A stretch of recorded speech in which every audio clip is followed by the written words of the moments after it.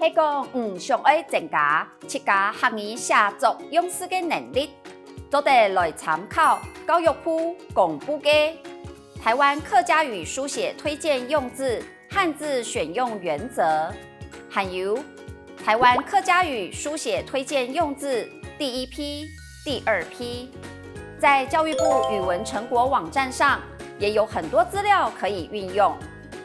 接下来，俺就利用考试的题型来练习一下，从简单的短句开始。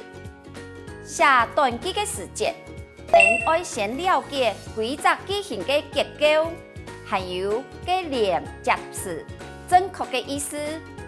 比如讲，莫讲就是，华语的意思是别说，就算是。我们可以这样写。莫讲请阿妹过顾生日呢，就是阿爸来顾，妹就得顾到同好。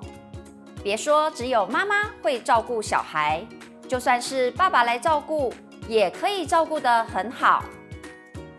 另外一句，黑毛、秋毛，华语的意思是，要是没有就没有。我们可以这样写。希望该用时同爱天数，就无爱亚哈的神秋。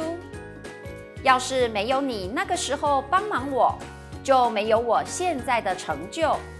再来，你进行短篇写作的练习，差不多这里要写30到40个字，一样要多用客语的特征词来回答。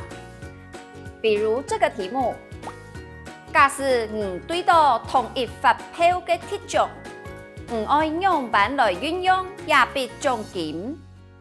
我们可以这样写：我想要买一台车送给阿爸，再请贵家人共下吃饭，出去了，存的钱就赌起来。